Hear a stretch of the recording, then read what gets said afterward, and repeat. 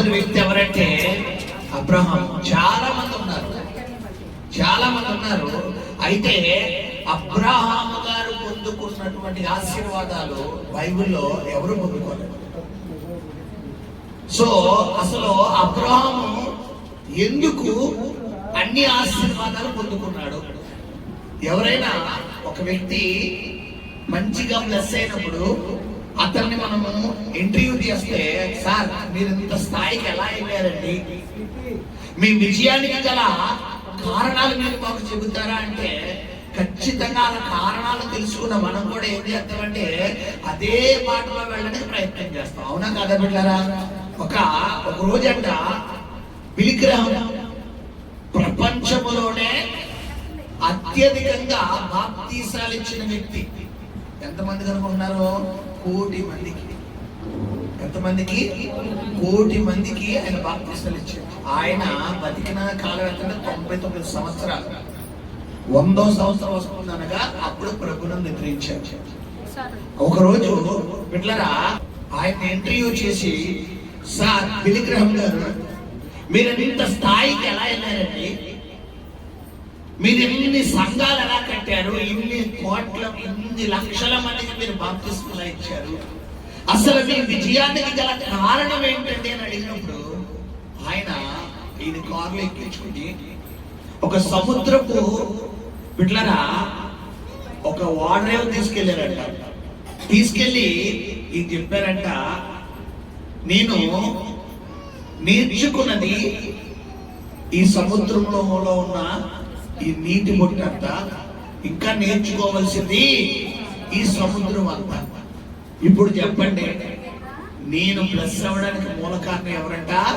దేవుడు అని తన ఆలోచన ఇచ్చాడు. తర్వాత బిడ్డలారా రెండవదిగా, సార్ మీ విజయానికి గల కారణాలు ఏమన్నా ఒక 3 చెప్పండి అన్నారంట. ఏమన్నా ఒక 3 చెప్పండి అంటే, సరే రాసుకోండి అని అనగానే ఫస్ట్ క్వశ్చన్ కి ఫస్ట్ విజయానికి గల కారణం ఫస్ట్ రీజన్ ప్రేయర్ అన్నారంట. ఏంటి బిడ్డలారా? ప్రేయర్ అంటే ఏంటి? ప్రార్థన. ఓకే, 2వ పాయింట్ ఏమన్నా చెప్తారు కదా అని చెప్పి మళ్ళీ 2వ పాయింట్ అన్నారంట ప్రేయర్ అన్నారంట. 2వ పాయింట్ కూడా ప్రార్థన అండి సార్. 3వ పాయింట్ ఏమన్నా మారుతారేమో 3వ పాయింట్ అంటే 3వ పాయింట్ కూడా ప్రేయర్ అన్నారు.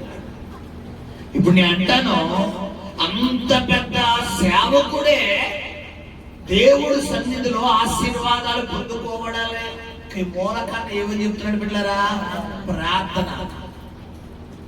ఈరోజు నీ జీవితంలో నువ్వు ఎక్కలేనంత ఎత్తైన కొండకి ఎక్కాలి, నీ బంధువులందరికంటే ఉన్నత స్థానంలో నువ్వు నిలబడాలి, నువ్వు ఎత్తైన సింహాసనం మీద ఆది స్థానం నువ్వు చెయ్యాలి అంటే ఖచ్చితంగా బైబిల్ చెబుతున్న ఒకే ఒక లక్షణం ఏం కలిగి ఉండాలంట?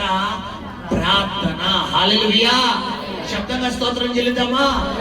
అబ్రహాము గారు అంతగా దీవించబడ్డానికి చాలా కారణాలు ఉన్నాయి. అందులో ఒక 4, మనకి టైం లేదు కాబట్టి ఒక 4 కారణాలు మొట్టమొదటిగా తెలుసుకుందాం.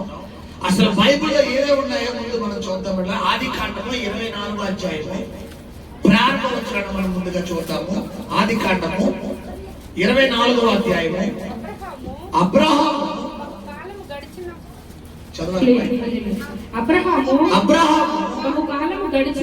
బహుకాలము గడిచిన అన్ని విషయములలోనూ యెహోవా అబ్రహామును ఆశీర్వదించెను. ఏమండి అన్ని విషయాలంటే ఏంటి పెట్టారా? అన్ని విషయాలంటే ఏంటి? అతడుకు కలిగిన పశు సంపద విషయంలో, అతడు కుమారులు కుమార్తెల విషయంలో, అతని యొక్క ఆరోగ్యం విషయంలో, అతని వ్యాపార విషయంలో, ఉద్యోగ విషయంలో. ఈరోజు నేను అంటాను, ఫైనాన్షియల్ గా మనకి సెటిల్ అయ్యాం అనుకోండి, ఫ్యామిలీలో అవతవలు కనబడతాయి. అవునా కదా బిడ్డలారా? ఫ్యామిలీలో ఎవరో ఒకరు మనకి బాధాకరంగా ఉంటారు. అయితే భర్త కానీ భార్య కానీ బిడ్డలు కానీ ఎవరో ఒకరు. ఫైనాన్షియల్ గా పర్వాలేదండి, నాకు ఫ్యామిలీ గురించే బెంగ అంటారు కొంతమంది. ఫ్యామిలీ సెటిల్ అనుకో, నాకు ఫ్యామిలీ అంతా బాగా సపోర్ట్ అండి, ఫైనాన్షియల్ ప్రాబ్లం ఏనండి.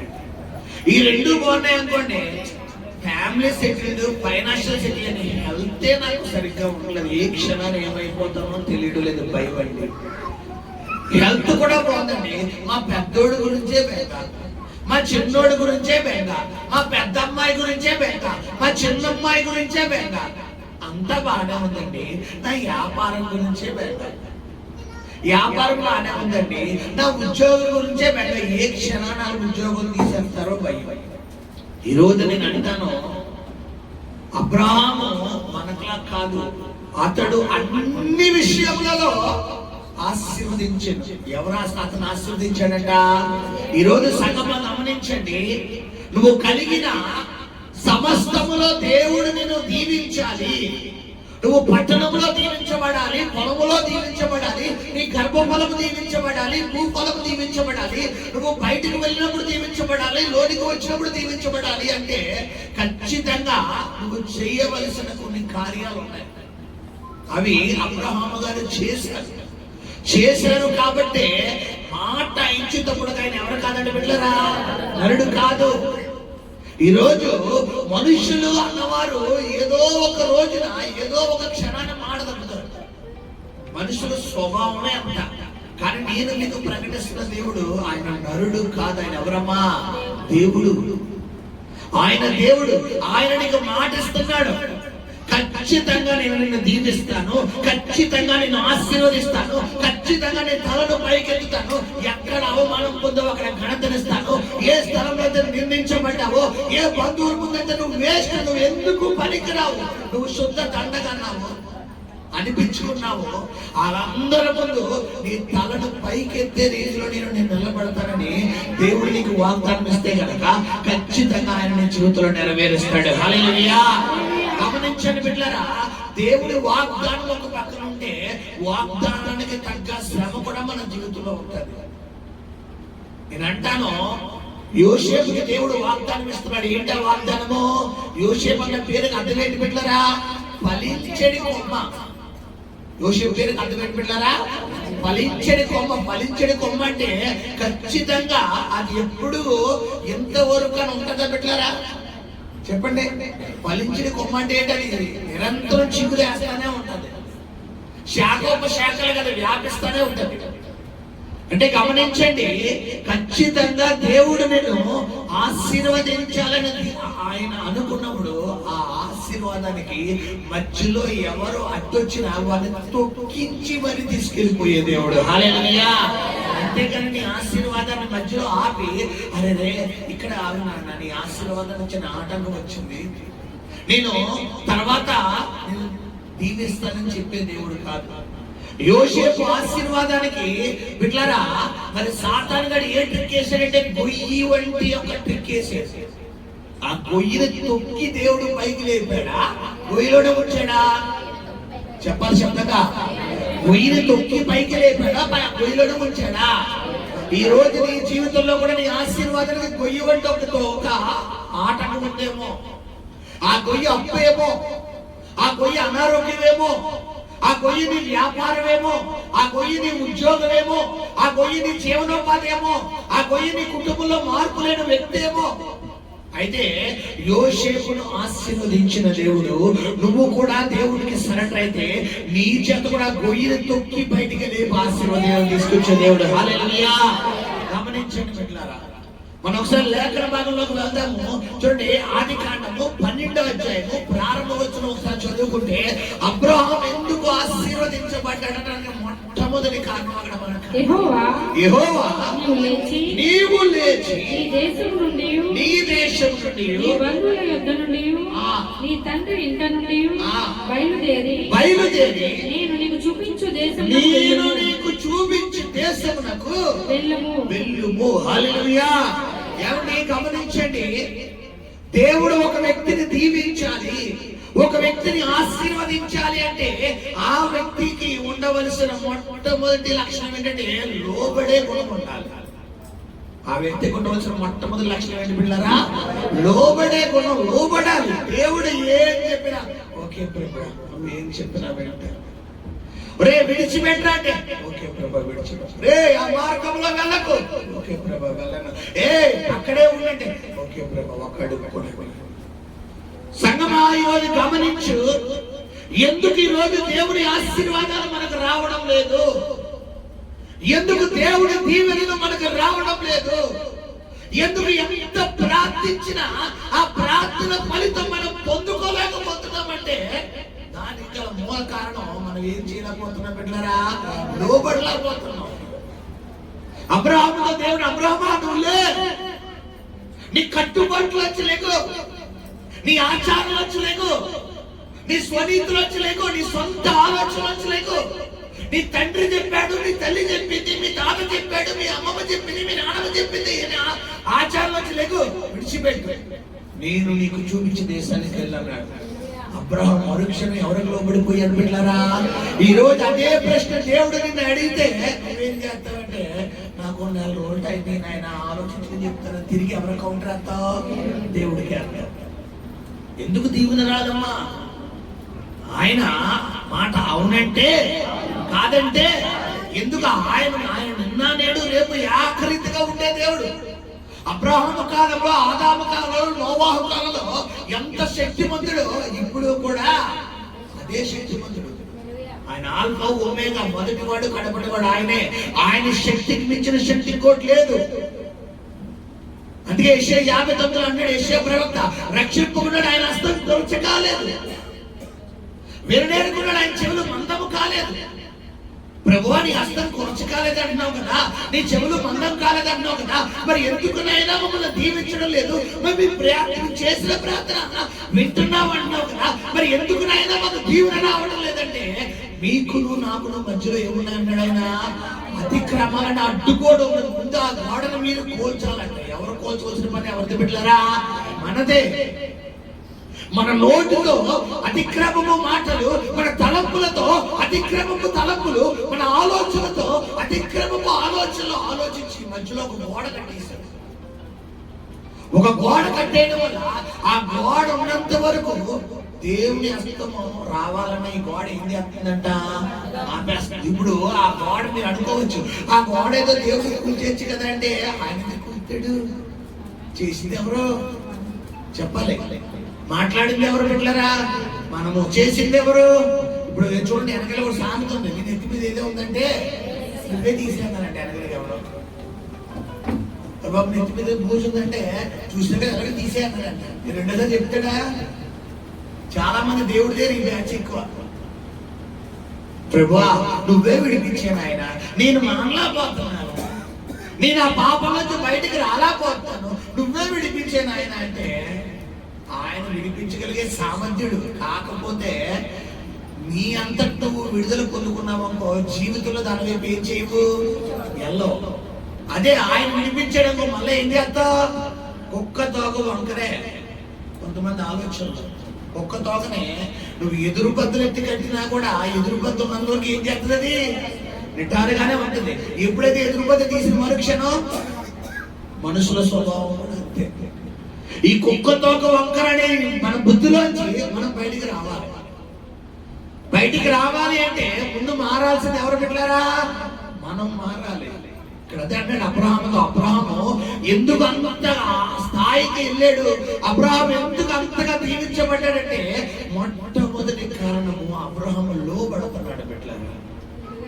ఈరోజు సంగమా నువ్వు దేవుడికి లోబడు.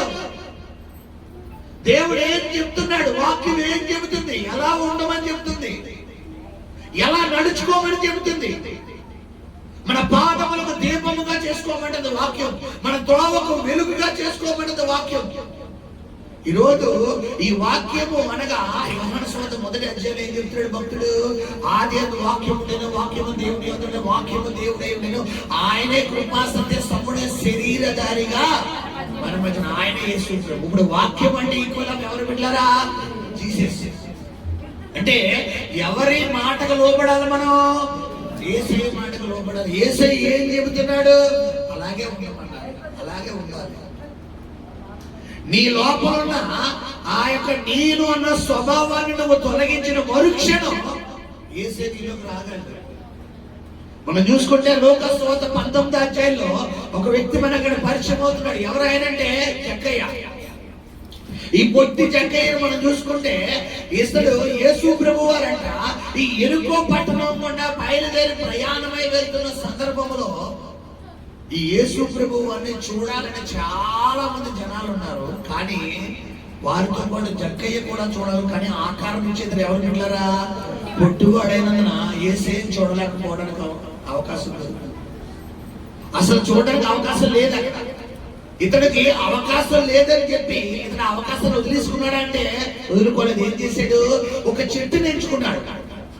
ఈ రోజు నేను అంటాను, నువ్వు నేను వదులుదాము అనుకున్నా నాకు అవకాశం దొరుకుతులేదండి అంటే అక్కడ జక్కయ్య మన బ్యాచ్ కాదు. మనం ఏ బ్యాచ్ అంటే ఎవరన్నా తీసుకొచ్చి చేతుల్లో పెడితే అప్పుడు దేవుని కనపడదు. జక్కయ్య మన బ్యాచ్ కాదు. ఈ అవకాశాన్ని వదులుకోకూడదు అని ఒక మేడి చెట్టు ఎక్కాడు. ఏంటనుకున్నాను మేడి చెట్టు? పిల్లల యేసు దగ్గరికి రావడానికి ఒక మార్గం. మీకు చాలాసార్లు చెప్పి నేను మేడి చెట్టు ఎలా ఉంటానో చూపించాను కదా మీకు. ఆ మేడి చెట్టు ఆ పెరలు ఎలా ఉంటాయంటే పిల్లరా చాలా రఫిష్ గా ఉంటాయి. దాని వెడల్పు కూడా చాలా వెడల్పుగా ఉంటుంది. ఈ పొట్టిగా ఉన్న వ్యక్తి అంటే ఖచ్చితంగా అతని చేతులు మనంత పొడుగుంటాయా? ఉండవు. ఖచ్చితంగా చేతులు ఏమాత్రం ఉంటాయి? ఇంత ఉంటాయి. పొట్టి వ్యక్తి అంటే ఖచ్చితంగా 5 అడుగులు ఉంటే అతను పొట్టోడు అంటారా? 4 అడుగులు ఉంటే పొట్టోడు అంటారా? మ్యాక్సిమం 2 అడుగులు ఉంటే పొట్టోళ్ళు అంటారు 3 feet లేదా 3.5. వయసు ఎక్కువ హైట్ తక్కువ ఉన్న వ్యక్తినే పొట్టి వ్యక్తి అంటారు. ఖచ్చితంగా నా అంచనా ప్రకారం జక్కయ్య నా ఈ షోల్డర్ కిందకి వచ్చి ఉంటాడు. నా షోల్డర్ కూడా కాదు, ఈ నడు కొంచెం పైన ఈ చెస్ట్ దగ్గర కలిగి ఇక్కడ దాకా వచ్చి ఉంటాడు. ఇప్పుడు ఇక్కడ దాకా వచ్చుంటే ఇతని చేతులు ఖచ్చితంగా ఎంతే ఉంటాయి. ఇప్పుడు ఆ చెట్టు ఏమో ఇంత వెడల్పు అయితే ఆ బెరలు పట్టుకోవడానికి అదేమో రఫిష్ గా ఉంటే గమనించండి బిడ్డలారా, ఇతడు చెట్టు ఎక్కాలి అనుకున్నప్పుడు ఖచ్చితంగా బాడీ అంతా దేనికి టచ్ అయిపోవాలి? ఆ చెట్టుకు టచ్ అయిపోవాలి. చెట్టు టచ్ అయినప్పుడు ఇతని ఏళ్ళు ఎంత తేళ్ళు ఉంటాయి చూడండి. ఇతని ఏళ్ళు ఎంత తేళ్ళు ఉంటే ఈ చెట్టుని ఇలా పట్టుకోవాలంటే చేతులు ఇంత చేతులు ఉంది. ఇది పట్టుకోవడం సాధ్యమా అసాధ్యమా చెప్పాలి. ఈ రోజు నేను అంటాను, జక్కయ్యని ఎందుకు యేసయ్యా జక్కయ్యని ఇంటి నీకు రక్షణ వచ్చినదని ఎందుకు యేసయ్య అన్నాడు? నువ్వు అబ్రహాము కుమారుడని ఎందుకు అన్నాడు? ఎందుకు నీ ఇంటనేడు నేను ఉండవలసి ఉన్నదని ఎందుకు అన్నాడు? ఎందుకు భోజనం చెయ్యాలని యేసయ్య అన్నాడు? ఎందుకు నీ పాపాలు క్షమించబడ్డాయని యేసయ్య అన్నాడంటే జక్కయ్య ఎంచుకున్న మార్గం కఠినమైన మార్గం. తనకు తానే శిక్ష విధించుకున్నాడు. ఏంటంటే ఈ బాడీ ఒకవేళ రఫ్ అయిపోయినా పర్వాలేదు, నా బాడీ ఆ చెట్టు బెరలకి గుచ్చుకుపోయి రక్తం వచ్చినా పర్వాలేదు, నేను ఎక్కడానికి ఒకవేళ సగం ఎక్కి నేను అంటాను ఒకేసారి ఎక్కేయగలరమ్మా చెట్టు? చెప్పండి అమ్మా. ఇప్పుడు కొబ్బరి చెట్టు అనుకోండి ఎక్కేయగలరు. తాడి చెట్టు ఎక్కగలవా? తాడి చెట్టు ఎలా ఉండదు పెట్టలరా? రఫిష్ గా ఉంటది. తాడి చెట్టు ఎక్కాలంటే తాడి చెట్టు ఎక్కే వాళ్ళు ఎలా ఎక్కుతారు? దాని కాలుకి టైర్ లాంటిది, చేతులకి టైర్ లాంటిది వేసుకుని దాన్ని ఎలా అనుకుంటూ ఎక్కుతారు. అదే కొబ్బరి చెట్టు మామూలుగా ఎక్కేచ్చు. జాన్ చెట్టు, రావి చెట్టు, ఈ చెట్టు, ఆ చెట్టు మామూలుగా ఎక్కేచ్చు. కానీ ఈ చెట్టు అనేది ఎక్కడో కష్టం. గమనించండి బిడ్డలారా, ఎప్పుడైతే ఈ జక్కయ్య ఈ చెట్టు ఎక్కడానికి ఎంచుకున్న మార్గం కఠినమైన మార్గం. ఈ రోజు నేను అంటాను, నువ్వు దేవుడి దగ్గరికి రావడానికి కూడా పరిస్థితులు నీకు అనుకూలించో. నువ్వు ప్రార్థన చేద్దాం కదా అనుకుంటే అప్పుడే సైతానుడు వచ్చి ఫోన్ చేస్తాడు. ఎవరో ఒక రూపంలో న్యాయ ఎలా ఉన్నా, తప్పుడు ఎలా ఉన్నా, బాబాయ్ ఎలా ఉన్నావు, చెల్లి ఎలా ఉన్నావు, అక్క ఎలా ఉన్నావు, అప్పుడే కరెక్ట్ గా నువ్వు ఎప్పుడైతే వాక్యం చదువుతావు అనుకుంటావో అప్పుడే ఏదో ఒక ఎమర్జెన్సీ ప్రయాణం అవుతుంది. ఎమర్జెన్సీ వార్త ఖచ్చితంగా ఆ వార్త ఎలా ఉండదంటే ఖచ్చితంగా ఉన్న పరంగా బైబిల్ తీసి వెళ్ళిపోవాలి. నేను అంటాను, దేవుడి దగ్గర భక్తి చేయడం అంటే మన బాగా చెప్పకుండా కత్తి మీద సాగు లాంటిది అవ్వాలి. చూడండి, కత్తితో బిడ్డరా చెక్కేటప్పుడు ఎవరైనా పక్కన అందిస్తామా? ఈ కొబ్బరి పంటలు కొట్టేవాడి దగ్గర ఎలా ఉండాలంటే మ్యాక్సిమం 3 to 5 feet దూరం మెయింటైన్ చేయాలి. చెక్కేటప్పుడు ఏం చేస్తాం, దగ్గర మొహం అయితే ఒక జాగ్రత్త ఎగిరిపోతుంది, ముక్కు ఎగిరిపోతాం. ఎలా చెక్కుతున్నావు బాబు అని చెప్పి ఇలా అన్నావు అనుకో, అడేమంటే చెక్కినప్పుడు ఎలా అంటే అంతే, దాంతో పాటు ఇలా వచ్చేది ఆజ్ఞ. అంటే దేవుడితో ఎవరు ఎలా అంటే కత్తి మీద సాము లాంటిది. ఎలా ఉండాలి మన భక్తి అంటే, దేవుడా నేను అంటే కార్యాలు జరిగే వరకు నేను ప్రార్థన మాను, కార్యం జరిగే వరకు నేను మోకాలు దిగను, ఖచ్చితంగా ఈ రోజు యేసయ్యను చూడాలంతే అని జక్కయ్య ఏం చేస్తున్నాడు బిడ్డలారా, ఆ చెట్టు పట్టుకొని వదులుతులేదు. విషయం ఏంటంటే అక్కడ జక్కయ్య ఒకడే ఉన్నాడా, చాలా మంది ఉన్నారా? చెప్పాలి పిల్లరా, జక్కయ్య ఒకడే చాలా మంది ఉన్నారా? ఊర్లో ఒక పొట్టోడే ఉంటాడా, చాలా మంది పొట్టోళ్ళు ఉంటారా? చెప్పాలి, చాలా మంది ఉంటారు. మరి చాలా మందిలో లేని ప్రత్యేకత జక్కయ్య గారిలో ఎందుకుంది? ఎందుకు జక్కయ్య చెట్టు దిగి అన్నాడు? ఎందుకు ఆ చెట్టు దగ్గరకు వచ్చి ఆగాడు? ఎందుకు నీ ఇంట ఉండవలసి ఉంది అన్నాడు? చెప్పాలి శబ్దంగా. మిగతా వాళ్ళ ఎవరిలో లేనిది జక్కయ్యలో ఉంది. ఏంటనుకున్నారు? అది ఆశ.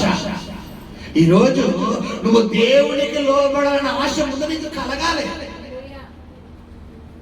నాకు ఆ అవకాశం రప్పించయ్యా నువ్వు అడగాలి. బైబిల్ చెప్తుంది, హృదయం నిండిన దాన్ని బట్టి నోరు మాట్లాడాలి. నీ హృదయం లోకముతో, పాపముతో, లోకాశలతో, పాపేక్షలతో, లోక సంబంధమైన వాటితో నిండినంత వరకు నేను ఇక్కడ ఎంత వాక్యం చెప్పినా ఇక్కడ నీకు చాలా వినసొంపుగా ఉంటుంది. బయటికి వెళ్ళాక మళ్ళా దుర్మిసుకోవడమే మన పని. ఈరోజు నేను చెప్తున్నాను, నువ్వు దేవునికి లోబడ్డం అలవాటు చేసుకో. దేవుడిని అడుగు. రోమా 8:26 చెప్తుంది, అటువలే ఆత్మయు మన బలహీనతను చూసి మనకు సహాయం చేస్తున్నాడంట. మనకు సహాయం చేసే దేవుడు ఆయన. మన బలహీనతను చూస్తున్న దేవుడు. నువ్వు ప్రార్థించాలని ఆశ ఉన్నప్పటికీ ప్రార్థన చేయలేకపోతున్నావు. వాక్యం చదవాలని ఆశ ఉన్నప్పటికీ వాక్యం చదవలేకపోతున్నావు. పరిశుద్ధంగా ఉందామని ఆశ ఉన్నప్పటికీ పరిశుద్ధంగా ఉండలేకపోతున్నావు. నీ వల్ల అవ్వడం లేదు. అయితే ఆయన చూస్తున్నాడు. నువ్వు ఎంత దెబ్బలు పడుతున్నావో, ఎంత కంట్రోల్లో పెట్టుకుందామనుకున్నావో నీ వల్ల అవుతున్నది. కానీ చూస్తున్నాడు. కానీ ఒకటే, ఎందుకు సాయం చేయట్లేదు తెలుసా? ఆయన నీ నోరు తెలిసి నువ్వు అడుగుతావని. లోకంలో ఒక సామెత, అడగండి అమ్మాయినా అన్నం పెట్టదు. 9 నెలలు కనిపించిన కని మోసిన తల్లి కొడుకు దీనంగా కూర్చుంటే అలా ఉన్నామంటారు. కానీ ఆకలి అంతా ఏమన్నా తింటావా ఇలా అడగరు. అడగంటే అమ్మాయినా పెట్టదు. అంటే ఈ రోజు అడిగే భయపడి అడుగుడి, నువ్వు అడగాలి. నాకు పవిత్రంగా ఉండాలని నాయన, నీ సన్నిధిలో నేను ఆశీర్వాదం పొందుకోవాలని ఉంది నాయన. నేను ఉండలేకపోతున్నాను, నాకు నా వల్ల కావట్లేదయ్యా, నన్ను ఉంచు నాయన. ఎవరు అడగాలి పిల్లరా? అడగాలి అంటే మనం ఎక్కడ కూర్చోవాలి? టీవీల ముందు కూర్చోవాలి కదా. అవునా? ఎక్కడ కూర్చోవాలి? కంప్యూటర్ల మీద కూర్చోవాలి కదా. చెప్పండి అమ్మా, ఎక్కడ కూర్చోవాలి చెప్పాలి. జాగ్రత్తగా మీ షోల ముందు, ఆ షోల ముందు, మైంత్రాల ముందు, ఆంధ్రాల ముందు కూర్చోవాలి. అంతే. ఖాళీగా ఉంటే ఏం చేస్తారు మా అక్కలు? చెప్పండి. ఈ షో ఓపెన్ చేయడం, తిప్పడమే. ఏది తక్కువ ఆఫర్ వస్తుంది? ఇప్పుడు ఆగస్టు 15 కదా, ఇప్పుడు ఆఫర్లు వస్తాయి కదా, టీవీలో సాగబడేస్తున్నాడు. దాన్ని తీసుకోండి, మైంత్రా మైంత్రా మైంత్రా. ఆడు ఎప్పుడు ఇచ్చే ఆఫర్నే తిరగేసి తిరగేసి కొడతాడు. కాకపోతే మనం ఏం చేస్తాం, జనాలు అంత తెలివైన వాళ్ళు అంటే ఎప్పుడు చూసేది కూడా ఇది ఎప్పుడు ఇచ్చేదే కదా అని అనుకోరు. విషయంలో ఆఫర్లు ఎత్తారంట. ఇదిగో చూడండి, సౌత్ ఇండియాలో కేజీ పట్టుసేళ్ళు 1000 రూపాయలంట. కేజీ పట్టుసేళ్ళు అంట 1000 రూపాయలంట. మామూలుగా ఉత్తర రోజులు వెళ్తే 400. 3 సేళ్ళు అంతా 1200. 3 సేళ్ళు 1200. ఇప్పుడు కేజీ 1000 రూపాయలు ఎట్టాడు అంటే జాగ్రత్తగా ఒక 3 సేళ్ళు దిగుతాయి. నీకు ఎంత తగ్గించింది? ఎంత? 200. మామూలుగా అయితే ఎంత? 1200. మళ్ళా ఒక చీర 1200 అని అంటాడు.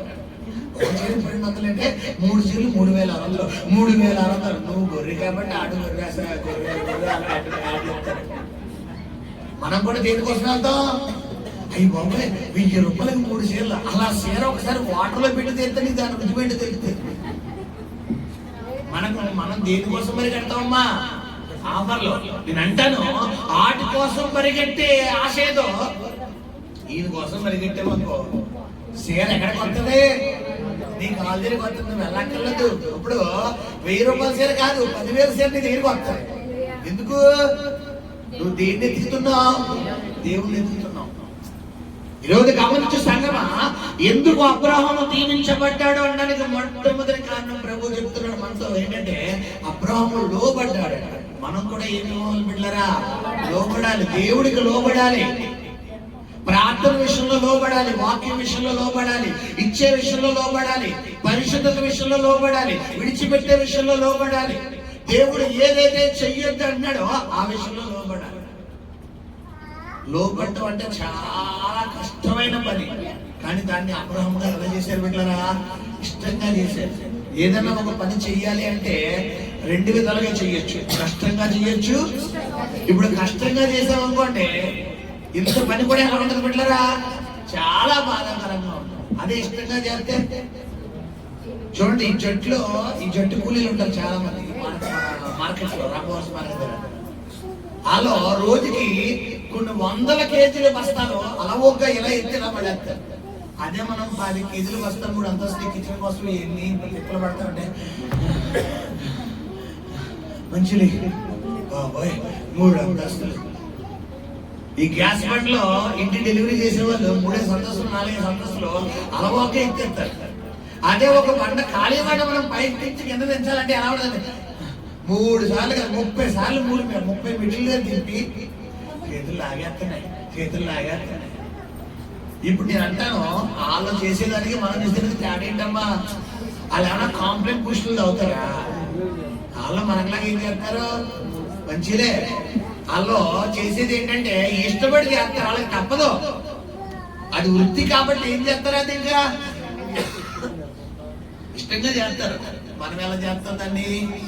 ముందు ఈ బండ చూస్తాం, ఈ బస్తా చూస్తాం, కింద బిల్డింగ్ చూస్తాం, ఈ బండ ఆ బిల్డింగ్, ఈ బండ ఆ బిల్డింగ్, ఈ బస్తా ఆ బిల్డింగ్, ఈ 10 సార్లు చూస్తాం. ఈ లోపు సగం ప్రాణం కాలే కలుసుకుంటాం. ఈ బస్తా ఈ బాబో ఎంత బయటకి వెళ్ళాలా?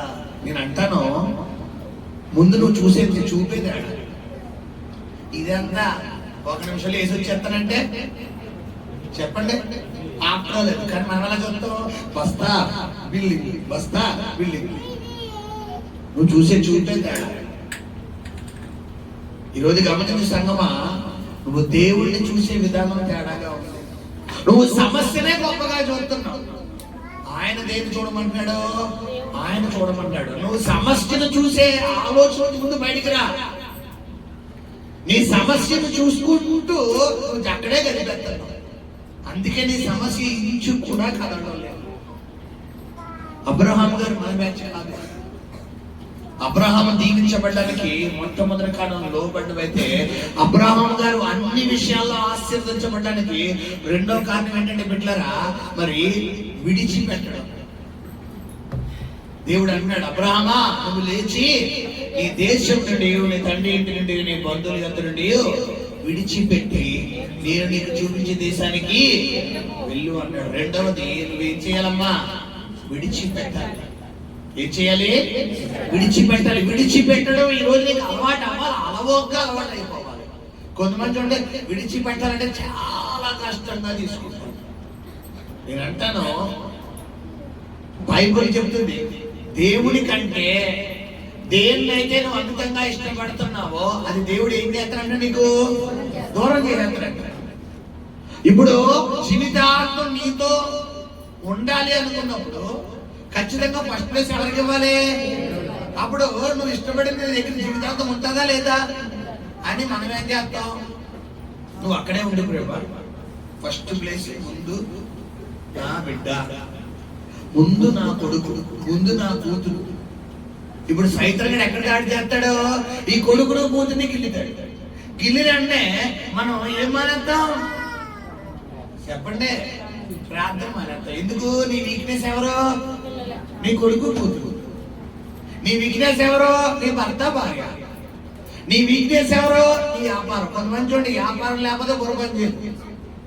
వీళ్ళకి ఎంత వాక్యం చెప్పినా కూడా బుర్ర పని చేయదు. కారణం ఏంటి? వ్యాపారం, వీళ్ళకి ఫస్ట్ వ్యాపారం. కొంతమందికి ఉద్యోగం, వీళ్ళకి ఉద్యోగం లేకపోతే బుర్ర పని చేయదు. కొంతమందికి పని, వీళ్ళకి పని చేయకపోతే పని లేకపోతే బుర్ర పని చేయదు. కొంతమందికి డబ్బు, కొంతమందికి జేబు ఎప్పుడు ఎలా కనపడాలమ్మా? తొందరగా కనపడాలి. పరస ఎప్పుడు ఎంత హైట్ ఉండాలి, ఎంత అంటే మడతట్టడానికి సైతం వీళ్ళకి ఏమి ఉండకూడదు, ప్లేస్ అవకాశం లేకుండా ఇలా తొందరగా ఇలా ఇలా పెట్టుకోవాలి. అప్పుడు వీళ్ళ గుండె ఎలా ఉండదంటే నది. ఏమాత్రం పరస సిక్కిపోయిందనుకో మనిషి కూడా ఇలా సిక్కిపోవాలి. ఈరోజు నేను అంటాను, నీ పరసను బట్టి కాదు నీకు ఉండాల్సిన ధైర్యం. నీ వ్యాపారం బట్టి కాదు, నీ ఉద్యోగం బట్టి కాదు, నీ డబ్బును బట్టి కాదు, నీ పరపతిని బట్టి కాదు, నీ బిడ్డను బట్టి కాదు. దేన్ని బట్టి ఉండాలి? దేవుని బట్టి. ఎందుకంటే దేవుడిని పక్షంగా ఉంటే, దేవుడిని పక్కన ఉంటే ఏదైనా నీ కాదరికి రావాల్సిందే. కానీ మనం ఏం చేస్తాం బిడ్డలారా? నువ్వు అలాగే ఉండి ప్రభా, ఎవరిని నువ్వు అలాగే ఉండి ప్రభా, ముందు ఈ పర్సన్ లావుగా తయారు చేసుకున్న తర్వాత వస్తానంట. నేను అంటాను, నువ్వు ఆయన పక్కనింటే కాదు నీ పర్సన్ లావు కాదు కదా, మీడియం సైజ్ కూడా రాదు. కారణం ఏంటి? మనకి పరస దొంతర కావాలి. పరస దొంతర అవ్వాలంటే 100 రూపాయలు 10 రూపాయల కంటే 1000 ఎక్కువ సరిపోదు తెలుసా. ఇంకా కావాలనుకుంటే బిడ్డలారా, ఈ నా 100 పేపర్లు అంతే తీసుకుని 100 విజిటింగ్ కార్డులు తీసుకున్నాం పరస ఏముంటది? లేదు లేదు, మనకి 500 కాగితాలు 2000 కాగితాలు 2000 కాగితాలు లేవు కదా, 500 కాగితాలే దొంతర కావాలి. మీకు దొంతర కావాలి అంటే నువ్వు ఏం చేయాలమ్మా? అబ్రహాం గారు దేన్ని విడిచిపెడుతున్నాడు చెప్పాలా? దేవుడు వాక్యానికి లోబడుతున్నాడు. దేవుడు విడిచిపెట్టమనే విడిచిపెడుతున్నాడు. ఈరోజు గమనించు సంగమా, ఎందుకు దేవుడు అబ్రహాం అన్ని విషయాల్లో ఆశీర్వదించాడు అంటే 3వ కారణం నేను చెప్పబోతున్నాను. ఆదికాండము 22వ అధ్యాయం. ఆదికాండము 22వ అధ్యాయం ప్రారంభం చదువుకున్నాం. ఆ సంగతులు జరిగిన తరువాత దేవుడు అబ్రహామును పరిశోధించెను. ఎట్లనగా ఆయన అబ్రహామా అని పిలువగా అతడి చిత్తము ప్రభువా అనెను. అప్పుడు ఆయన నీకు ఒక్కడై ఉన్న నీ కుమారుని అనగా నీవు ప్రేమించు ఇస్సాకుని తీసుకొని మోరియా దేశమునకు వెళ్ళి అక్కడ నేను నీతో చెప్పబో పర్వతములలో ఒక దాని మీద దహన బలిగా అతను అర్పించమని చెప్పాను. హల్లెలూయా. ఏమండి గమనించండి, దేవుడు అబ్రహామును ఆశీర్వదించడానికి గల 3వ కారణం ఏంటంటే అబ్రహాము ఇచ్చే విషయంలో వెనకడిగేయలేదు. ఇచ్చే విషయంలో అది ఏదైనా, అది డబ్బా బంగారమా ఫ్యామిలీయా లేదో, దేవుడి కంటే నాకు ఏది ఎక్కువ కాదండి. ఈరోజు మనం ఏం చేస్తాం? ఇచ్చే విషయంలో అంటే మనం ఏం చేస్తాం? ముందు భేదాలు మనమే వేస్తాం, పరిస్థితి. ఇచ్చే విషయాలు అంటే అన్నిటికన్నా చివరి ఏదో అది తీసి ఇలా పెట్టి మళ్ళా నువ్వు ఇచ్చేది కుడి చేతితో ఇచ్చేది తెలియకూడదని చెప్పి ఇలా తీసి అలా లోపల ఇలా అవుతుంది. నీ దగ్గర నిజంగా లేని స్థితంగా నువ్వు ఇచ్చే 5 రూపాయలు 10 రూపాయలు దేవుడికి శ్రేష్టమైన కానుక మరి నీ దగ్గర ఉంది కదా. దేవుడిని కలిగిన దాంట్లో దేవుడు శ్రేష్టమైనది ఇమ్మన్నాడా, అల్పమైనది ఇమ్మన్నాడా? మనం ఏం చేస్తాం? ఏది తీసి బాగా లోపల ఉన్నది ఏదైతే ఉందో చిన్నది అది తీసి, నువ్వు ఏ విషయం తెలుసా? నువ్వు ఏది ఇద్దుతావో అదే కొడతావు. నీకు ఆ విషయం తెలిస్తే ఎప్పుడో నువ్వు పైకి లేచిపోతావు. మనకు తెలియదుగా ఏది అల్పమైందో అది. ఈరోజు గమనించండి, అబ్రహాముకి దేవుడు అడుగుతున్నా, అబ్రహమా నీ ఒక్కగారు నాకు కుమారుడు నాకు బలిచ్చి లేక పుట్టాడు అబ్రహాం. దేవుడు అబ్రహాంకి ఇచ్చిన వాగ్దానాలు ఎన్నో ఉన్నాయి. ఇదిగో నీ కుమారుడు ఇస్సాకు అన్నదే వాగ్దానం అనబడును. షారాకు పడుతున్నాడు ఒక్కన కొడుకు. మిగతా వాళ్ళు ఎవరి ద్వారా నీకు సంతానం వచ్చినా కూడా వాళ్ళని బ్లెస్ చేస్తాను కానీ వాళ్ళ వాగ్దాన పుత్రులు కాదు. నీ సంతానం ఇసుక రేణువుల వలె చేస్తాను, ఆకాశ నక్షత్రాల వలె చేస్తాను. ఎన్నెన్నో వాగ్దానాలు ఇచ్చాడు. ఆదికాండం 12లో 15లో 18లో దేవుడిచ్చి నీ వాగ్దానాలన్నీ అబ్రహాము మైండ్ లో రిమైండర్ అవుతున్నాయి, అన్ని గుర్తున్నాయి. కానీ దేవుడిచ్చిన మాట ఉంటే నీ కొడుకుని ఇచ్చేంత. నేను అంటాను, ఒకవేళ అబ్రహాం గారి స్థానంలో మనం ఉన్నాం అనుకోండి, రిటర్న్ ప్రశ్న చేసేస్తాం. మరి సంతానం అన్నావు, ఇసుక రేణువులు అన్నావు, నక్షత్రాలన్నా, అదన్నా, ఇదన్నా. మరి ఏంటి ఒక్కనొక్కడు భరించమన్నా? మరి ఈయన చంపేస్తే నాకు సంతానం ఎక్కడి నుంచి వస్తుంది బాబు? ఇన్ని ప్రశ్నలు, అధిక ప్రశ్నలు ఎవరేస్తాం? మనం వేస్తాం. మన బ్యాచ్ కదా అబ్రహాం గారు. అబ్రహాం దేవుని నమ్మెను, అది ఆయనకి నీతిగా ఎంచబడినాడు. ఈ రోజు నేను అంటాను, నీకున్న సమస్యల నుంచి ముందు నువ్వు దేవుడిని ప్రశ్నించడం మానే. ఎందుకు చేసావు? ఇలా ఎందుకు జరిగింది? అలా జరగాలి కదా, అలా ఇవ్వాలి కదా, ఇదెందుకు చేసావు? తరకమాల ప్రశ్నలన్నీ మన దగ్గర. మళ్ళా ప్రార్థన మామూలుగా చేస్తామంటే దేవుడి సింహాసనం కదిలిపోవాలి. ఇంకా కదిలిపోయి దేవుడు బాబాయ్ నన్ను వదలమ్మా తల్లి, వదలమ్మా తల్లి అనే అంట వరకు కదిపెడతాం. ప్రార్థనలో, ప్రశ్నల్లో కూడా నేను మించడం లేదు. ఎలా అంటే, అలా ఎందుకు చెయ్యాలి దేవుడు, ఇలా ఎందుకు చెయ్యాలి, ఇదెందుకు తీసుకోవాలి, అదెందుకు తీసుకోవాలి? నిన్ను అడగాల? కొంత తెలియదు అమ్మ దేవుడు. నిన్ను అడిగి చెప్పాలే. ఎలా ఉంది ఈరోజు మన భక్తి? గమనించండి. ఎందుకు మనం ఈరోజు దీవించబడలేకపోతున్నామంటే మూడవ కారణం ఏంటి పిల్లరా? చెప్పాలి. దేవుడికి ఇచ్చే విషయంలో నువ్వు ప్రారంభంగా ఉండాలి. దేవుడికి అబ్రహాం ఇవ్వడానికి ఏం చేయలేదంట, వెనకడి. ఈ రోజు మనం ఏం చేస్తున్నాం? ప్రశ్నించుకో. శ్రేష్టమైన ఇస్తున్నావా దేవుడికి? కయ్యను దేవుడికి ఇచ్చాడు, హేబేలు దేవుడికి ఇచ్చాడు. మరి ఎవరు అర్పణ దేవుడు అంగీకరించాడు? చెప్పాలి. హేబేలు అర్పణ ఎందుకు? హేబేలు జ్యేష్ఠత్వాన్ని ఇచ్చాడు. మొదటి ఫలం, ప్రథమ ఫలం, జ్యేష్ఠత్వం క్రొవ్వినది, శ్రేష్టమైన అర్పణ. మరి మనం కయ్యను ఏం చేసినట్ట? అమ్మిన దాంట్లో కొంతమంది ఏంటంటే దేవుడికి అమ్మ అంత ఇచ్చేస్తాడు నాకు. 1000 కొండల మీద పశువులు ఎవరివి? ఆకాశంలో పక్షులు ఎవరివి? సముద్రంలో జీవులు ఎవరివి? భూ ప్రపంచంలోనూ అన్ని ఎవరివి? మరి ఆయన అన్ని కలిగి ఉండి కూడా ఎందుకు అడుగుతున్నాడు నిన్ను? చెప్పాలి. ఏమ్మా ఆయనకి లేవా? ఆయనకి అన్ని ఉండి కూడా ఎందుకు అడుగుతున్నాడు? నిన్ను దీవించాలన్న ఉద్దేశంతోనే, నిన్ను ఆశీర్వదించాలన్న ఉద్దేశంతోనే. సారెపతిలో బీద విధవరాలు ఇంట్లోకి ఏలియాని ఏమిటి కాకోదం చేత పోషించిన దేవుడు జీవితాంతం పోషించలేడు ఏలియాని. మరి ఎందుకు ఆ బీద విధవరాలు ఇంటికి పంపించాడు దేవుడు? ఎవరిని కూడా పోషించాలంటే ఆయన బీద విధవరాలు కాబట్టే ఆమె లేమిలో ప్రవక్త అక్కడ అడుగుతాడు. ఈ రోజు నీ లేమిలో దేవుడు నీకు ప్రేరేపణ ఎత్తున్నాడేమో, దేవుడికి ఇవ్వి అని. నీ పరిస్థితి ఎలా ఉందంటే, ఈ 100 రూపాయలు ఉంటే రేపు పొద్దున టికెట్ ఉపయోగపడతాయి. ఈ 1000 రూపాయలు ఉంటే బియ్యం బస్తాకు ఉపయోగపడతాయి. ఈ 500 ఉంటే పలానా ఖర్చుకు ఉపయోగపడతాయి. కానీ నా లోపల మాత్రం ప్రేరేపణ దేవుడికి ఇవ్వాలనిపిస్తుంది. ఇప్పుడు నీ ముందు 2 సవాళ్ళు ఉన్నాయి. ఒకటి, ఇచ్చి దేవుడిని అడగాలి. 2, నువ్వు ఖర్చు పెట్టి రేపు పొద్దున ఖర్చు తెచ్చుకోవాలి. ఇప్పుడు ఖర్చు పెట్టి ఖర్చు తెచ్చుకున్నావు అనుకో, ఆ 500 అక్కడితో అయిపోతుంది, 1000 అక్కడితో అయిపోతుంది, 100 అక్కడితో అయిపోతుంది. ఇచ్చి శోధించామనుకో, ఇచ్చిన దాన్ని బట్టి 1 శోధించవచ్చా, 1000 సార్లు శోధించవచ్చా? అదే ఖర్చు పెడితే చెప్పండి, ఆ 1 దెబ్బకి అయిపోతుంది. మళ్ళా ఎవరిని అడగడానికి సరిపోను. ఇప్పుడు దేవుడు ఇచ్చి శోధించమంటున్నాడా, దాచి శోధించమంటున్నాడా?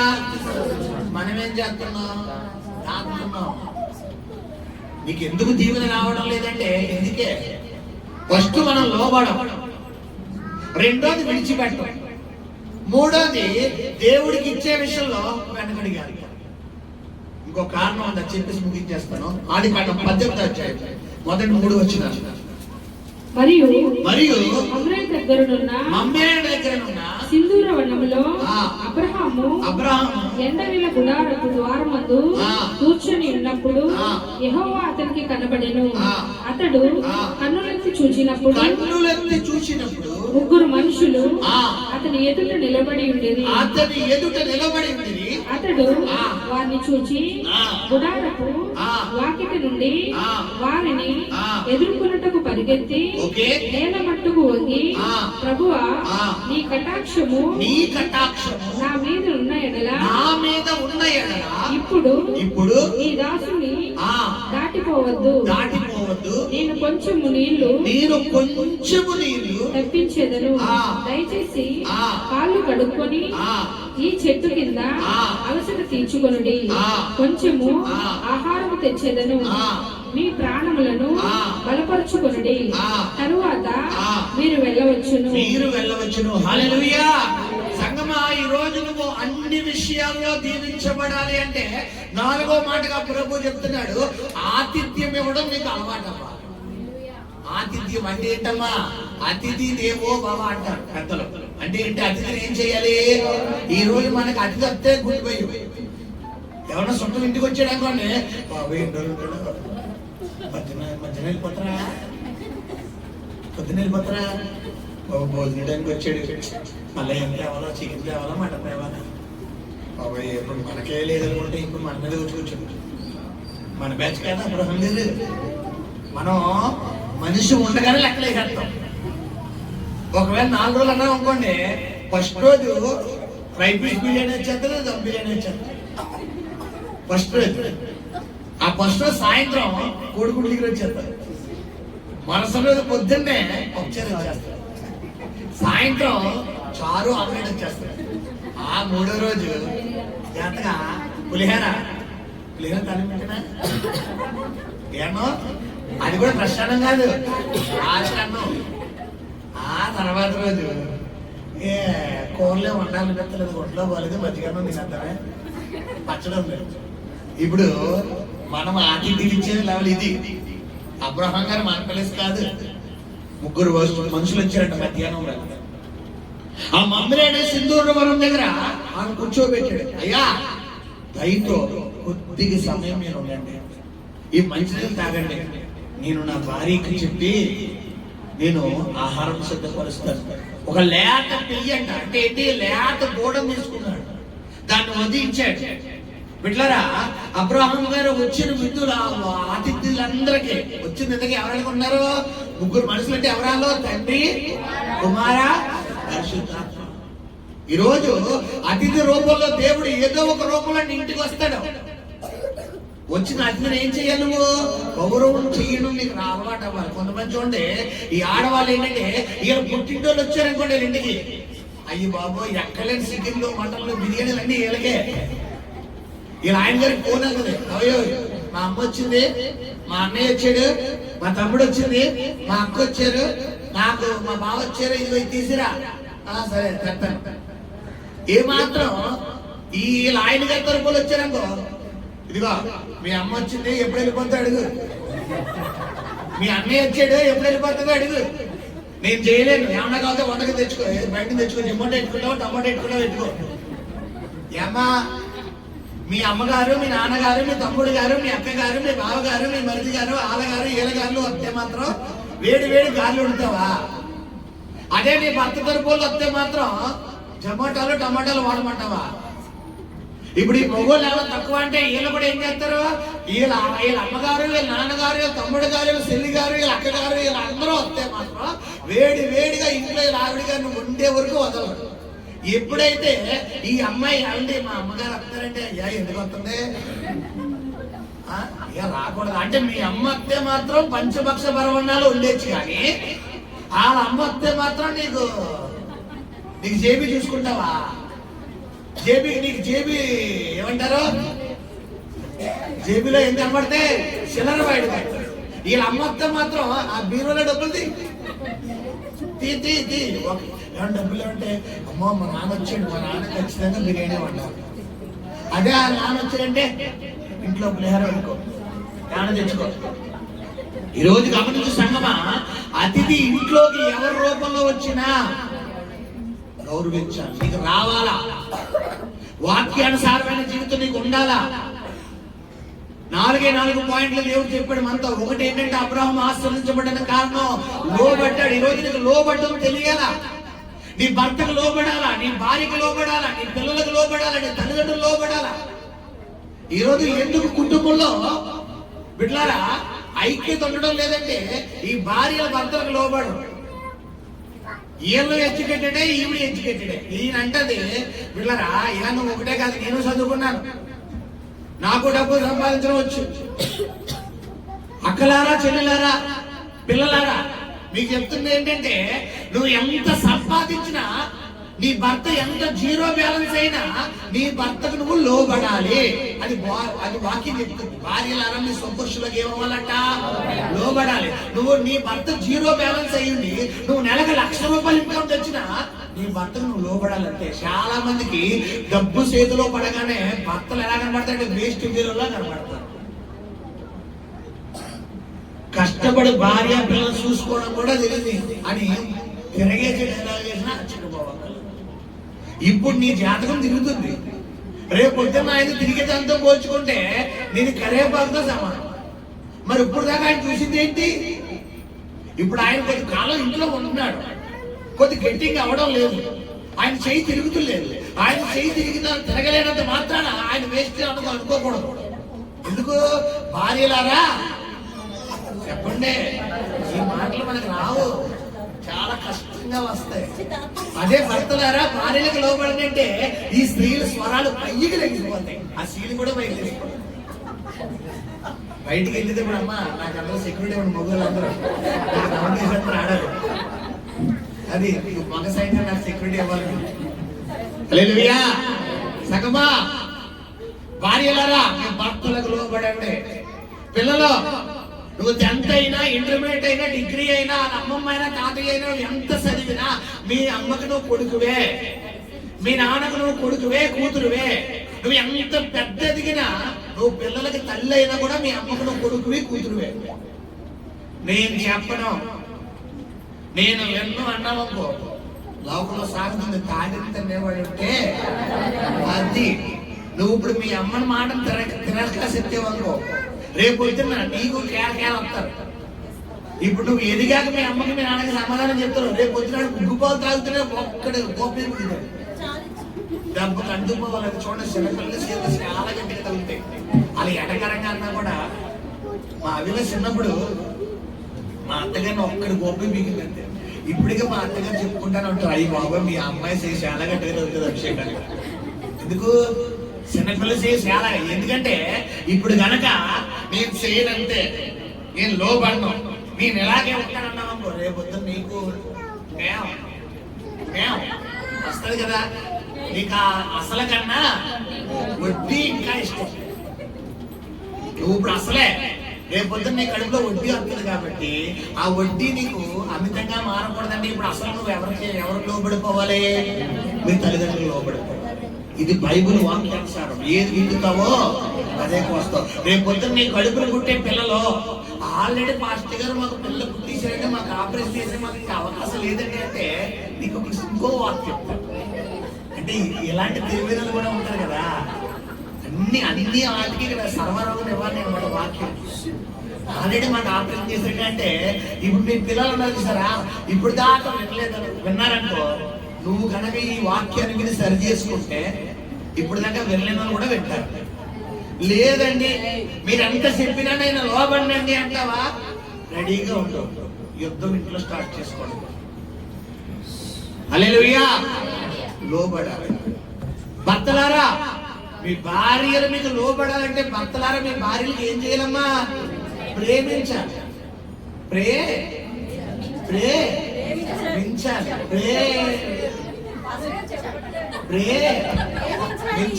ప్రేమించాలి అంటే ఏంటి?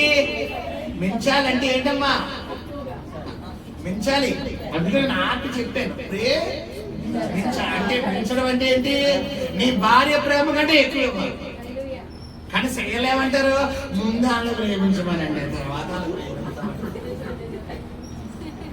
నీ భార్య ప్రేమించాలంటే ముందు నీ భార్య నీకు లోబడాలంటే ముందు భర్తగా నువ్వు ఆమె నీ మీద చూపించేదానికంటే 10 రెట్లు ఎక్కువ ఇవ్వాలి. మనం 10 రెట్లు కాదు కదా, 1 రెట్లు ఇవ్వడానికే తలగా. ఎక్కడ లేదు శిఖాగ్రాన్ని ఎక్కడ వచ్చేస్తే వీళ్ళకి ఉద్యోగంలో ఉన్న సికాకులో, వ్యాపారంలో ఉన్న సికాకులో, పనిలో లేని సికాకులో, అక్కడ సికాకులని వీళ్ళకి ఎవరు దొరుకుతారో తేరగా ఈ భార్యలో దొరుకుతారు. ఇంటికి రాగానే ఇంకా మొత్తం కోపతాపాలన్నీ ఈవిడి మీద. పాపం కొన్ని ఇంట్లో కొంతమంది ఉంటారు తల్లులు, వీళ్ళు ఏమనలేరు. కొన్నింట్లో కౌంటర్ ఇచ్చేస్తారు. కౌంటర్ ఇచ్చే వాళ్ళు పక్కన ఏంటండి ఈ తల్లులు ఉంటారు చూసారా, పాపం వాళ్ళే మా ఆయన అంతేలే అనుకునేవాళ్ళు. అలా అనుకునే ఒకవేళ తల్లులు ఉంటే అమ్మా అనేలో అలా మీ భార్యల్ని అలా డిసప్పాయింట్ చేసే భర్తలుగా మీరుంటే దేవుడు మీతోనే మాట్లాడుతున్నాడు. మీ భార్యని ముందు ప్రేమించే విధంగా ప్రేమించు. అబ్రహామును తన భార్య అంటుంది నా యజమానుడు. ఈరోజు భార్యలారా మీ భర్తలు ఎలా పిలుస్తున్నారు? ఓయ్ హలో కన్నారావు, అప్పారావు, సుబ్బారావు పేరు పెట్టి ఎలా పిల్లాలి? బైబిల్ ఏం చెప్తుంది చెప్పాలి. యజమానుడు అక్కలేదు, మరీ అంత హైట్ చక్కలేదు. ఏమండి చాలు ఓయ్ హాయ్. నేను చెప్తున్నాను, భార్య భర్తల దాంపత్య జీవితం ఎప్పుడు 100% సక్సెస్ గా ఉంటుందంటే వీళ్ళ మధ్యలో ఏ జరిగినా 4 గోడల మధ్యలో ఉంటారు. మూడో వ్యక్తికి రాకూడదు. ఇటు అమ్మాయి పుట్టింటోళ్ళైనా ఇటు అబ్బాయి పుట్టింటోళ్ళైనా ఏదైనా వీళ్ళిద్దరి మధ్యనే ఉండాలి. మూడో వ్యక్తికి రాకూడదు. పిల్లలకు కూడా తెలియకూడదు. చాలా మంది తల్లిదండ్రులు ఎందుకు పిల్లల మధ్య లోకు అయిపోతారంటే ఈ భార్య భర్తలు ఎవరి ముందు కొట్టుకుంటారు?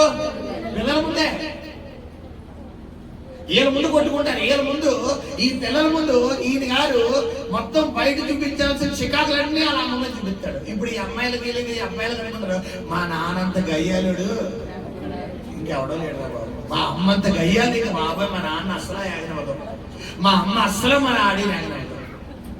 కారణం ఏంటి చెప్పాలి? పిల్లల ముందే. కొంతమంది తినే ముందు గొడవ పెట్టుకుంటారు. అన్నం కంచం ఎదురెట్టుకుని అన్నం తినే ముందు గొడవాడుకుంటారు. ఈరోజు సంగమా నీ కుటుంబంలో ఎందుకు నీకు ఆశీర్వాదం రావట్లేదంటే నీకు లోబట్టు అలవాటు అవ్వడం లేదు. నేను భర్తనే అనే ఒక గర్వం నీకుంది, నేను భార్యని అనే ఒక గర్వం నీకుంది, నేను కొడుకుని, నేను పెద్దోడిని, నేను చిన్నోడిని ఒక గర్వం. గుర్తుపెట్టుకోండి, లోబడ్డం నీకు అలవాటు అవ్వాలి. లోబడాలి, అలవాటు వల్ల ప్రేమ అన్నిటినీ తాళ. నీలో నిజంగా దేవుడు ప్రేమ ఉంటే నీ భర్తను ఎలా గౌరవించాలో గౌరవిస్తావు. నేను ఎలాగే మాట్లాడుతున్నాను. నీలో నిజంగా దేవుడి ప్రేమ ఉంటే నీ భార్యని ఎలా ప్రేమించాలో ప్రేమిస్తావు. ఓన్లే నా భార్యే కదా అని అక్కడతో తగ్గుంటేయాలి. ఓన్లే నా భర్తే కదా అక్కడతో తగ్గుంటేయాలి. ఓన్లే నా కొడుకే కదా. చాలా మంది ఏంటంటే అసలు ముందు ఎందుకు అన్నారు, ముందు నాకు కారణం తెలియాలి. నువ్వు మరి ప్లేటరే చెట్టు కింద కుర్చీ వేసుకో, యువరానారు కొట్టుకుంటాయి మళ్ళీ రూపాయలు. చాలా మంది ఇది నతమాను అయిపోయింది కదా, అయిపోయింది వదిలేచ్చు కదా. లేదా అసలు నాకు నన్ను ఎందుకు తిట్టాలి, ముందు చెప్పాలి. ఇప్పుడు సిలుపు ఏమైపోతుంది? గాలి వాళ్ళు అయిపోతుంది. కొంతమంది కాపురం చేతులారా నాశనం చేసుకుంటారు, చేతులారా పాడు చేసుకుంటారు. గతాన్ని తవ్వుతారు ఎందుకు? ఏంటి చిన్న గొడవైనా గతవే, పెద్ద గొడవైనా గతవే. ఎప్పుడో 10 సంవత్సరాల క్రితం అయిన గొడవ అదిగో అప్పుడు కొట్టు చూడు. ఎప్పుడో క్రీస్తు పూర్వం 2020లో 2000 సంవత్సరాల క్రితం దేవుడు చెప్పలేడు. అదిగో అప్పుడు మళ్ళీ స్థాయికి వచ్చారు. మళ్ళీ మెంటలు వచ్చారు. బాబే మళ్ళా మొదలెట్టింది రా బాబోయని. ఇప్పుడు ఏం దొరకలో తెలియక పక్కన సంఘాలు కొంతమంది దేని మీద చూపిస్తారు తెలియక ఫోన్ మీద చూపించేస్తారు. మళ్ళా స్క్రీన్ కడితే వెళ్ళాడు. అంటాడు బాబు మొత్తం అంతా పోయింది, 20,000 వేసుకోండి, ఖర్చునంటే 20,000 వేసుకోండి. ఇప్పుడు ఈ ఫోన్ చూసినప్పుడు అల్లయ్య ఎవరు గుర్తుకొస్తారు? నీ గొడవ గుర్తుకొస్తారు. నేను అంటాను, నీ చేతులని నువ్వే నష్టం పొందించుకోవచ్చు. లోబడాలి, విడిచిపెట్టాలి. నేను ముగిస్తున్నా. ఒకటి లోబడాలి. భర్తలారా, మీ భార్యను ప్రేమిస్తే మీ భార్యలకి ఏమవుతారు చెప్పాలి? లోబడతారు. నువ్వు ప్రేమించడం చేత కాకపోతే అలా లోబడరు, అంతే కదా. భార్యలారా మీ భర్తలకు ఏమంటున్నాడు? లోబడండి. భర్తలారా మీ భార్యకి ఏం చెప్తున్నాడు? నువ్వు ప్రేమించడం చెప్పగా అది 2 పదాలు. ప్రేమించడం, మించడం అంటే నీ భార్య నీ మీద చూపించే ప్రేమ కన్నా కుటుంబంలో ఎలా ఉంటారంటే భార్య భర్తల బంధం. నువ్వు ఒకవేళ అన్నం తింటే ఫస్ట్ ముద్ద కలిపి ఎవరు కట్టాలి? నీ భార్య కట్టాలి. ఫస్ట్ ముద్ద కలిపి నీ భర్త కట్టాలి. ఇలా ఉన్నాకో ఎలాంటి గొడవైనా ఏమైపోద్ది? అక్కడే సమాధి అయిపోద్ది. కానీ మనమే బ్యాచ్ ముందు మన పనులు చూసుకోవాలి. కొంతమంది ఇంట్లో కూర అంతా మొత్తం వేసేసుకోవడమే. ఇంకా పిల్లలకు ఉందా, కుటుంబం ఉందా, వీళ్ళకి అంత తర్వాత ముందేళ్ళ కడుపు అంటే నీకుందా, తిన్నావా? ఇదే ఈరోజు నేను చెప్తున్నాను. ఎందుకు కుటుంబంలో ఐక్యత కరువైపోతుంది? ఎందుకు కుటుంబంలో భార్య భర్తలు, కొంతమంది భర్తలు బయట ఉన్నంత సహనం ఎక్కడ ఉండదమ్మా? ఇంట్లో ఉండదు. ఏదో ఒకసారి చెప్తే కోళ్ళ నీ అంత తెలివేది కాదు నీ భార్య, నువ్వు చాలా తెలివైనోడివి. మరి బయట ఒక్కొక్కరికి 100 సార్లు చెప్తావు, మరి ఇంటికి వచ్చేసరికి ఎందుకు సరైన పడతావు? తెలియదు ఎన్నిసార్లు చెప్పాలి? మట్టిబుర్ర అయితే మరి ఎందుకు పిల్లల కన్నా? మట్టిబుర్ర అయితే ఎందుకన్నా అమ్మా? ఎందుకు పెళ్లి చేసుకున్నావు? ఊరోళ్ళకేమో 1కి 10 సార్లు చెప్పడానికి పర్లేదు 2 సార్లు చెప్తాడు. చూడు ఎక్కడలే సహనాన్ని ఎక్కడ వచ్చేస్తాయి? బయట వచ్చేస్తాయి. కానీ ఇంట్లోకి వచ్చేసరికి మాత్రం నీ ముఖం చూస్తేనే నాకు ఒంటి నిండా తేళ్ళు, పాములు, చెల్లు కోసం నిజంగా బాధ్యత నీకు ఎలా ఉంటుందో తెలుస్తుంది. ఈరోజు గమనించిన బిడ్డలారా, లోబడ్డం నేర్చుకో. నీ భార్యను ప్రేమించడం నేర్చుకో. భార్యలారా, మీ భర్తలకి నువ్వు లోబడే. నీ భర్త కోపం ఎక్కువైతే ఆయన కోపంగా ఉన్న టైంలో నువ్వేం చేయాలి? సైలెంట్ గా ఉండాలి. కానీ మనం అసలు తగ్గంగా ఆయన 2 ఆకులు తింటే మనం నా అమ్మ 10 ఆకుల అమ్మ అంత ఏం వదిలేదు. మన 4 ఆకులు, ఆయన 4 తింటే మనం 8. నేను తగ్గను. నేను అంటాను, నీ భర్త ఫైర్గా ఉన్నప్పుడు నువ్వు సైలెంట్ గా ఉంచాలి. అదే ఒక పెద్ద ఆయుధం. మా ఇంట్లో మేము అన్యులుగా ఉన్నప్పుడు, మా నాన్నగారు ఉన్నప్పుడు ప్రతి శుక్రవారం అమ్మవారికి ఆరాధన చేసేవారు. పొద్దున్న పూజ అయింది. వారంలో ఖచ్చితంగా ఒకరోజు గొడవ ఉంటుంది. ఆ గొడవ ఎవరు ఎదురుగా ఉన్నారు? శుక్రవారమే. సాయంత్రం గొడవ అవుతుంది. సాయంత్రం గొడవ ఏంటంటే ఆ రోజు మాకు అర్థమైంది ఏంటంటే శుక్రవారం అని. ఎలా అంటే మా అమ్మగారు ఇప్పుడు సైలెంట్, అప్పుడు సైలెంట్. ఆవిడ ఏమీ మాట్లాడలేదని గొడవ పెట్టేవారు. మా నేను ఎంత కెడుతున్నా కూడా నీకు పౌరుషం రావట్లేదు, ఏమొచ్చింది జన్మ తిట్టేవారు మా అమ్మగారు. అయినా కూడా కొంతమందికి రెస్పాండ్ అయితే గొడవ, కొంతమందికి రెస్పాండ్ అవ్వకపోతే గొడవ, కొంతమందికి ఎదురు తిరిగితే గొడవ, కొంతమందికి ఎంత చెప్పినా చూడ సీవుకి ఎత్తుందని సిగ్గుందా కనీసం అంటే మాట్లాడకపోతే గొడవ. అది కాదండి, అది కాదంటే ఏంటి? అదిగో అలా కాదంట. నీకున్నంత ప్రపంచంలో తిక్క ఇంకెవరికి లేదా?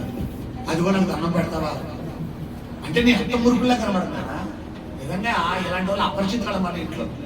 అప్పటికప్పుడే హాయ్ కుమారి అంటాడు, మళ్ళా చట్టా సిమో అంటాడు, మళ్ళా లక్క అంటారు. అప్పటికప్పుడే మొత్తం అన్ని యాంగిల్ వచ్చేస్తాయి. ఇల్లు ఒక అపరిచితులు ఎల్లో కుటుంబాలకు ఉన్న సైకోలు ఎలా అంటే అప్పటికప్పుడు నవ్వుతాడు. ఏ నవ్వా? అప్పుడు జోకేశారు